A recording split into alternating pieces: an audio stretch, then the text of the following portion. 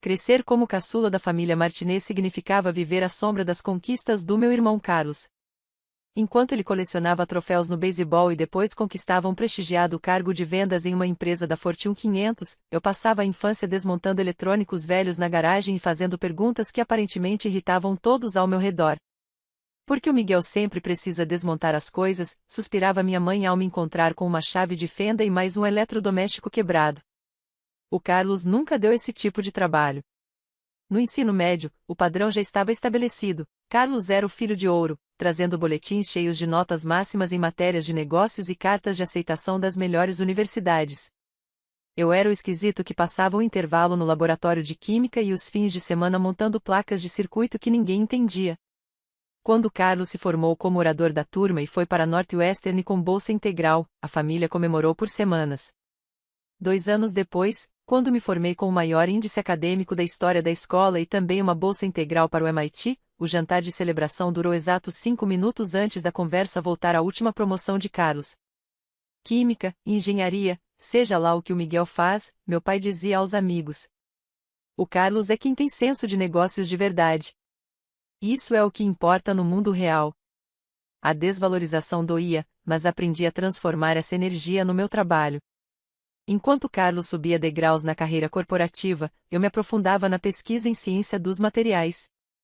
Enquanto ele comprava carros cada vez mais caros para impressionar namoradas, eu passava 18 horas por dia em laboratórios universitários explorando as estruturas moleculares de polímeros condutores. Minha tese de doutorado sobre padrões de condutividade em nanoescala ganhou 3 prêmios acadêmicos e me garantiu uma vaga no Instituto de Pesquisa em Materiais Avançados de Stanford. Ainda assim, os jantares de família continuavam girando em torno dos números de vendas trimestrais do Carlos. "O Miguel ainda está estudando", minha mãe explicava aos parentes, como se fazer doutorado aos 26 anos fosse o mesmo que não ter conseguido decolar na vida. O Carlos comprou a segunda casa no mês passado. A verdadeira virada aconteceu durante meu pós-doutorado em eletrônica flexível. Eu estava trabalhando em uma descoberta que poderia revolucionar a forma como fabricamos processadores de computador. Mas tentar explicar efeitos de tunelamento quântico em matrizes de nanotubos de carbono para minha família era como descrever cores para alguém que nunca enxergou luz. Eles apenas balançavam a cabeça educadamente e mudavam o assunto para a última viagem de negócios do Carlos ou sua nova namorada. Durante 3 anos, trabalhei praticamente na obscuridade, publicando artigos que recebiam reconhecimento de colegas no mundo inteiro, mas continuando invisível para as pessoas que mais importavam para mim. Minha equipe de pesquisa cresceu de 2 estudantes de pós-graduação para 15 pesquisadores em tempo integral. Grandes empresas de tecnologia começaram a enviar representantes para assistir às nossas apresentações no laboratório. Pilhas de pedidos de patente se acumulavam sobre minha mesa como folhas de outono. Mas nas reuniões de família, eu ainda era só Miguel que mexia com computadores. A grande descoberta aconteceu em uma terça-feira de novembro. Depois de meses de experimentos fracassados, finalmente alcançamos supercondutividade estável em temperatura ambiente, em um substrato flexível que podia ser produzido em escala. As implicações eram imensas: celulares que nunca precisariam ser carregados, computadores operando em velocidades inimagináveis, veículos elétricos capazes de rodar por meses com uma única carga. Fiquei encarando os resultados do teste por 20 minutos antes de me permitir acreditar no que os dados estavam mostrando. "Dr. Martinez, minha assistente de pesquisa, Sarah, sussurrou: Você tem noção do que isso significa?" Eu sabia exatamente o que significava. Não era apenas mais uma publicação acadêmica ou uma linha a mais no meu currículo. Era o tipo de descoberta capaz de transformar indústrias inteiras. Mas eu também sabia que, ao compartilhar essa notícia com minha família, receberia o mesmo desinteresse educado que sempre demonstraram diante de tudo que eu já tinha conquistado. Por isso, fiquei em silêncio e me concentrei no processo de registro da patente. Minha advogada, doutora Rebecca Tim, que lidava com casos de propriedade intelectual para grandes universidades há 15 anos, parecia igualmente impressionada com o potencial comercial do que descobrimos. "Miguel, preciso que você entenda uma coisa", ela disse na nossa primeira reunião sobre o pedido de patente. "Isso não é apenas mais um avanço científico. Se a análise preliminar de mercado estiver correta, estamos falando de uma tecnologia que pode valer bilhões." "Bilhões com B?", perguntei, ainda sem acreditar totalmente. "Vários bilhões."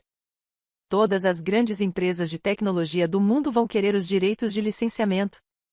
Apple, Google, Samsung, Tesla vão disputar entre si para ter acesso. O processo de registro da patente levou 14 meses. 14 meses de revisões técnicas, avaliações de especialistas e uma avalanche de documentação legal, enquanto eu continuava minha rotina de pesquisa e comparecia às reuniões de família onde o Carlos entretinha a todos com histórias sobre sua promoção a diretor regional de vendas. O Miguel ainda está com aquelas experiências dele, dizia com um sorriso condescendente que eu aprendi a odiar. Talvez um dia ele invente algo útil. Deixa seu irmão em paz, minha mãe intervinha, mas nunca de um jeito que realmente me defendesse. Era mais no tom de quem manda alguém parar de provocar uma criança. Ele está feliz com os projetinhos de ciência dele. O pior foi na véspera de Natal, exatamente 2 semanas antes de eu receber a notícia de que a patente tinha sido aprovada. Carlos havia acabado de anunciar o noivado com a namorada de 8 meses, e toda a família estendida se reuniu para comemorar na casa dos meus pais. O tio Roberto voou de Fênix. A tia Carmen dirigiu de Sacramento. Todos os primos trouxeram seus cônjuges e filhos para a maior reunião da família Martinez em 5 anos. Carlos dominava a sala de estar, exibindo o anel de noivado e contando histórias sobre o pedido feito em um restaurante 5 estrelas no Napa Valley. A conversa, naturalmente, migrou para suas perspectivas de carreira, os planos de comprar uma casa maior e sua trajetória rumo a se tornar o vice-presidente mais jovem da história da empresa. E você, Miguel? Perguntou a tia Carmen, num breve intervalo da sessão de adoração ao Carlos. Ainda trabalhando na universidade? Ainda pesquisando esses materiais avançados? Confirmei, já sabendo que os detalhes técnicos fariam seus olhos se perderem em segundos. Que bom, querido, ela disse naquele tom que as pessoas usam quando já estão pensando em mudar de assunto. Alguma chance de conseguir um emprego de verdade em breve? A pergunta ficou no ar como a fumaça do charuto do tio Roberto. Emprego de verdade? Como se 3 anos de pesquisa de pós-doutorado em uma das maiores instituições de engenharia do mundo fossem equivalentes ao desemprego. O Miguel está feliz brincando de cientista, Carlos interveio, com uma risada que arrancou risadinhas da sala. Alguém tem que fazer esses experimentos que nunca levam a nada. Para de brincar de cientista, ele continuou, erguendo a taça de vinho em direção à família reunida. Esses seus experimentos são uma vergonha para a família. Olha só, eu aqui tentando construir uma reputação séria nos negócios. E meu irmãozinho ainda misturando químicos como se estivesse no ensino médio. Todos riram com gosto da performance do Carlos. Até minha mãe sorriu, embora tenha feito uma tentativa sem entusiasmo de mandar ele parar. Meu pai assentiu, como se Carlos tivesse acabado de fazer uma observação brilhante sobre minhas escolhas de vida. Olhei ao redor da sala, para os rostos de pessoas que me conheciam há 31 anos, e percebi que elas realmente me viam como o excêntrico da família, alguém que nunca conseguiu descobrir como ser bem-sucedido no mundo real.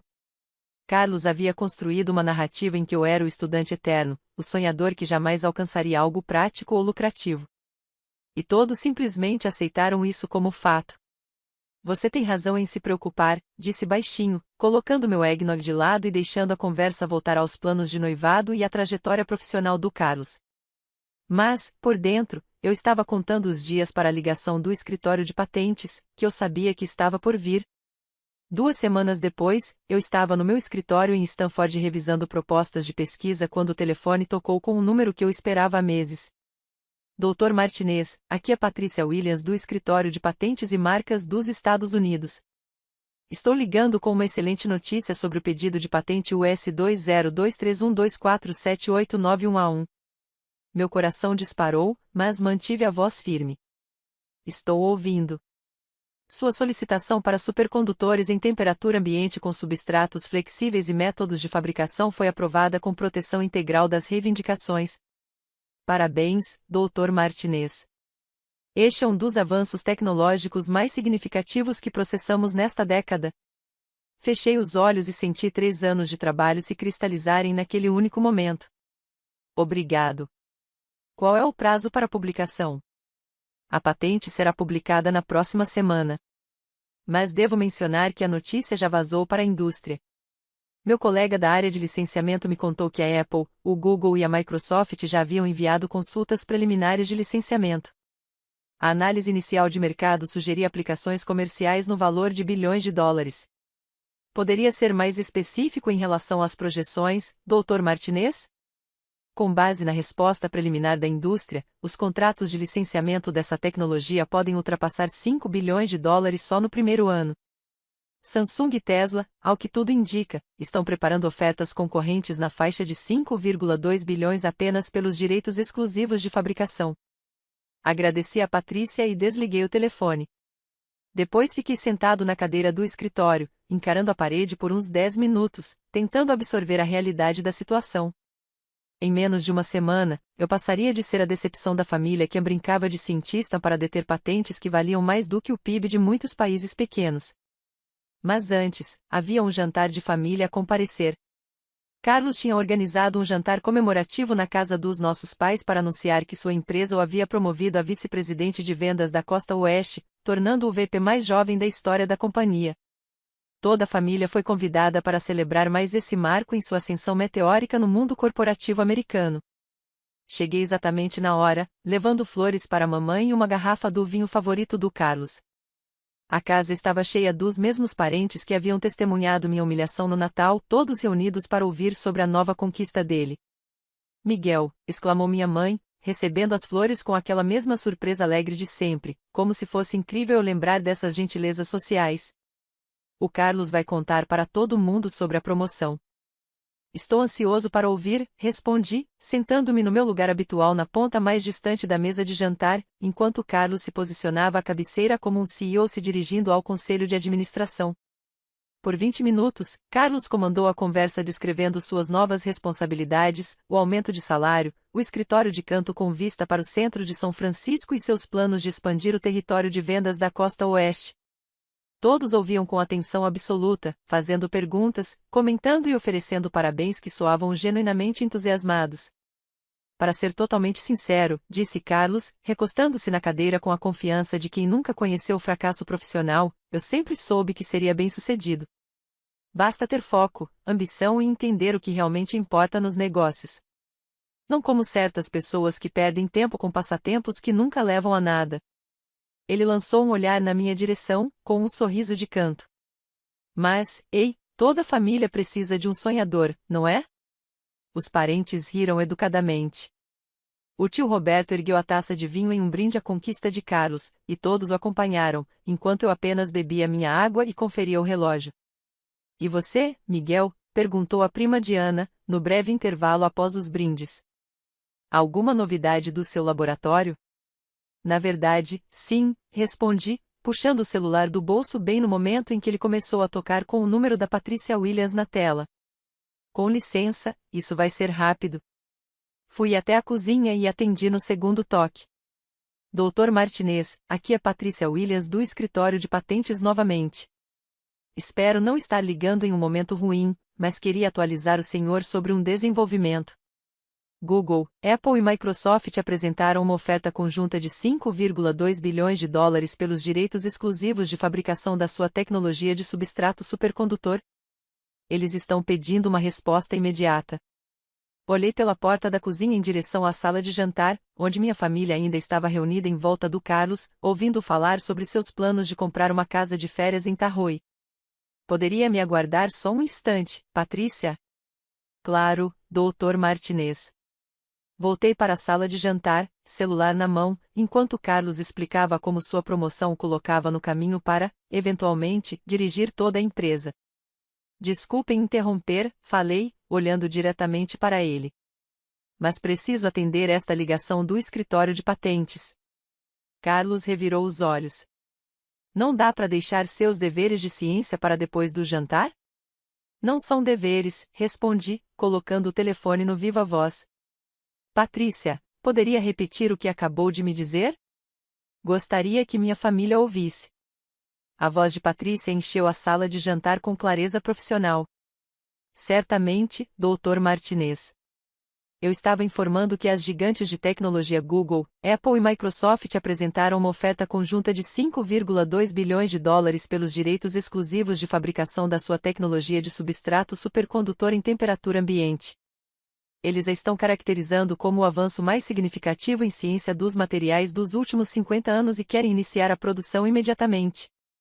A sala de jantar ficou em silêncio absoluto. A taça de vinho de Carlos parou no meio do caminho até a boca. O garfo da mamãe congelou sobre a salada. O sorriso confiante do papai se desfez como névoa ao sol da manhã. 5,2 bilhões, sussurrou a tia Carmen com um ambê. Patrícia confirmou pelo viva voz.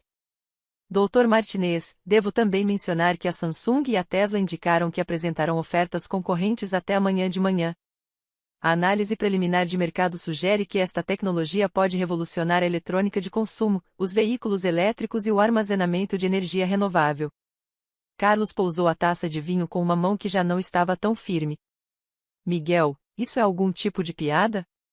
Não é piada, respondi, tirando o telefone do viva voz.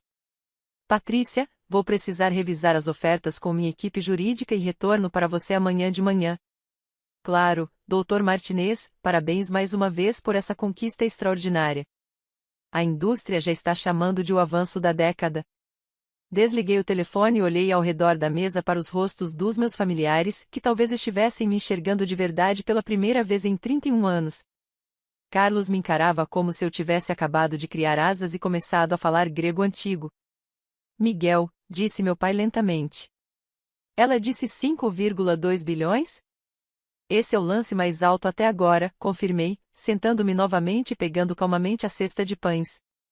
Embora Patrícia ache que vai subir ainda mais quando a patente for oficialmente publicada na próxima semana. Seus projetinhos, murmurou minha mãe, quase sem voz, valem 5 bilhões. A descoberta específica envolve alcançar supercondutividade estável em temperatura ambiente, em substratos flexíveis que podem ser fabricados em escala industrial, expliquei, passando manteiga em um pãozinho como se não estivesse descrevendo uma tecnologia capaz de remodelar a economia global. Isso tem aplicações que vão de baterias de smartphones a sistemas de carregamento de veículos elétricos, até computadores quânticos. Carlos abriu a boca, fechou, abriu de novo, e parecia ter esquecido como se falava. Miguel, disse o tio Roberto, inclinando-se para a frente com súbito interesse intenso. Quando você fala em direitos exclusivos de fabricação, quer dizer que a empresa que vencer o contrato de licenciamento vai controlar a produção do componente eletrônico mais revolucionário desde o microprocessador, concluí. As projeções iniciais sugerem que pode gerar de 20 a 30 bilhões de dólares em receita anual dentro de 5 anos. Seu irmão acabou de ser promovido a vice-presidente. Isso é maravilhoso para o Carlos, disse minha mãe, com a voz fraca, como se tentasse manter algum resquício de hierarquia familiar, mesmo enquanto os alicerces dessa hierarquia desmoronavam ao redor dela. É realmente uma grande conquista ser vice-presidente, acrescentei com sinceridade. Carlos finalmente encontrou a voz. Miguel, por que você nunca nos contou nada disso? Pensei com cuidado antes de responder. Você quer dizer como quando contei sobre minha tese de doutorado que ganhou o prêmio de pesquisa excepcional da National Science Foundation? Ou quando mencionei que meu trabalho de pós-doutorado saiu na capa da Nature Materials? Ou ainda quando expliquei que Stanford me recrutou especificamente por causa da minha pesquisa inovadora em polímeros condutores? O silêncio que se seguiu foi quebrado apenas pelo tic-tac do relógio antigo da mamãe, no corredor. Nós pensávamos, disse Carlos devagar, que você só estava brincando com projetos de ciência. E eu estava mesmo, concordei. Projetos de ciência que, aparentemente, valem mais do que a maioria das empresas da Fortune 500. Meu celular tocou de novo. Desta vez era o Dr. Tim, meu advogado de patentes. Miguel, espero que esteja sentado. A Samsung acabou de ligar com uma oferta de 6,8 bilhões. Eles querem iniciar as negociações imediatamente e estão falando em financiamento adicional para pesquisa que pode chegar a dezenas de bilhões. Olhei para Carlos, que tinha passado a última hora explicando como sua promoção a vice-presidente representava o auge do sucesso nos negócios. Rebeca, pode me enviar os termos preliminares por e-mail? Estou em um jantar de família celebrando a promoção do meu irmão. Claro, Miguel. Trabalho com propriedade intelectual há 20 anos e nunca vi nada parecido. Você basicamente criou uma nova categoria dentro da ciência dos materiais. Isso vai mudar tudo. Depois de desligar, Percebi que todos à mesa me encaravam com expressões que variavam entre choque e algo que parecia perigosamente próximo do medo. A Samsung ofereceu 6,8 bilhões, anunciei, de forma quase casual. Além de financiamento adicional para a pesquisa. Papai pigarreou. Miguel, acho que devemos um pedido de desculpas. Por quê? Perguntei, genuinamente curioso. Por não entendermos a importância do seu trabalho, disse mamãe, estendendo a mão por cima da mesa para tocar a minha. Achávamos que você estava apenas experimentando. E eu estava mesmo. É assim que as descobertas acontecem. Você experimenta até encontrar algo que muda o mundo. Carlos estava estranhamente quieto, olhando fixamente para o prato como se ele guardasse os segredos do universo. Finalmente levantou os olhos para mim, com uma expressão que eu jamais tinha visto em seu rosto, respeito genuíno misturado a algo que poderia ser humildade. Miguel, eu te devo um enorme pedido de desculpas. Sempre te tratei como se estivesse desperdiçando seu tempo. Não fazia ideia de que você estava trabalhando em algo tão significativo. Está tudo bem, respondi, e falava sério. A maioria das pessoas não entende pesquisa em ciência dos materiais. Não é exatamente assunto para conversa de coquetel. Mas nós não somos a maioria das pessoas, disse papai com firmeza. Somos sua família. Devíamos ter prestado atenção. Devíamos ter feito perguntas melhores. Vocês deveriam ter confiado que eu sabia o que estava fazendo, corrigi suavemente. Mas eu entendo por que não confiaram. O que eu faço é muito abstrato até resultar em algo assim. Meu celular vibrou com uma mensagem do Dr. Tim.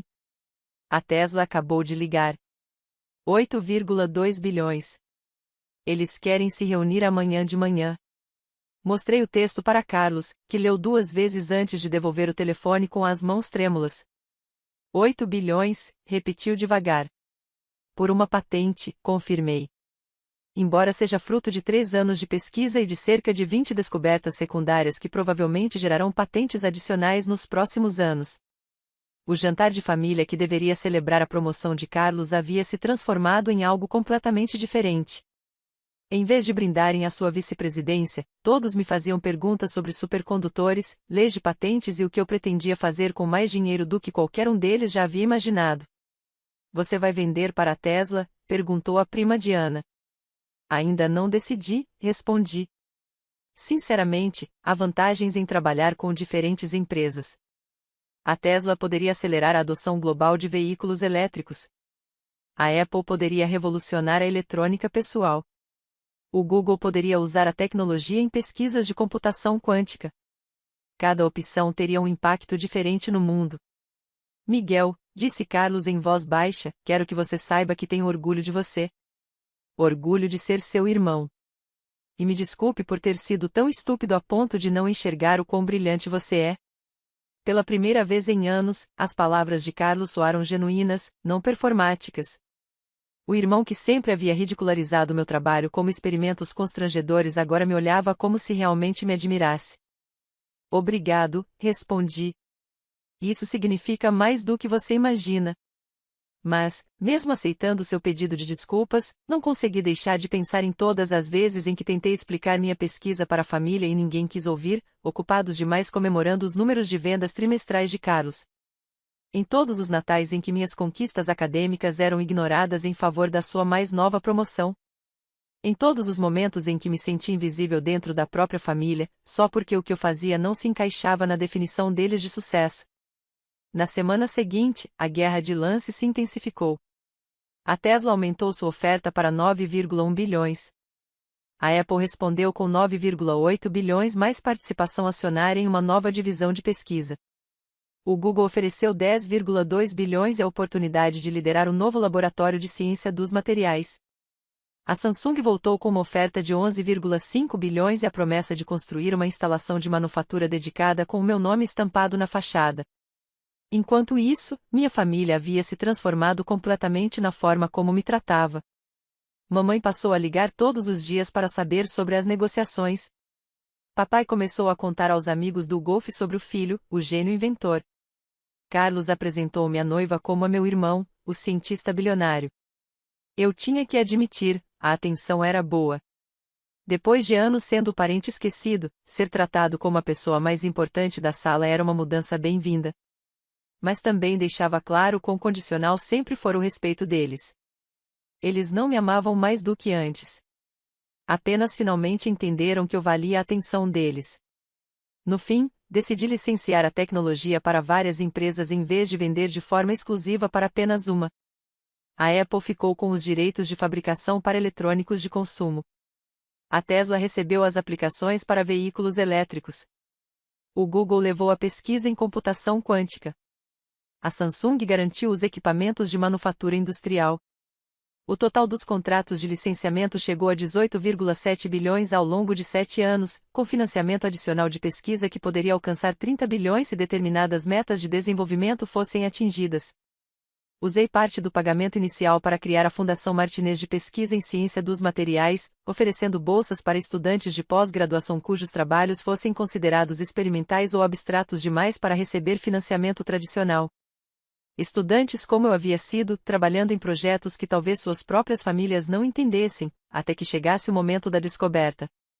A promoção de Carlos a vice-presidente continuava sendo uma conquista significativa, e eu fiz questão de celebrá-la adequadamente em nosso próximo encontro de família. Mas a dinâmica já havia mudado para sempre. Eu já não era mais o irmão caçula que brincava de cientista enquanto Carlos alcançava o sucesso de verdade no mundo dos negócios. Eu era o Dr. Miguel Martinez, detentor de patentes avaliadas em quase 20 bilhões, cujas pesquisas experimentais haviam mudado de forma fundamental a maneira como o mundo fabricaria dispositivos eletrônicos pelos próximos 50 anos. E Carlos, em sua defesa, nunca mais sugeriu que eu deveria parar de brincar de cientista e arrumar um emprego de verdade. A família finalmente havia aprendido que, às vezes, as descobertas mais importantes vêm justamente das pessoas de quem menos se espera, trabalhando em projetos que ninguém entende, em busca de inovações que podem mudar tudo. Às vezes, a pessoa que mistura substâncias na garagem é a mesma que cresce para reestruturar a economia global. Às vezes, brincar de cientista é, na verdade, o trabalho mais sério de todos.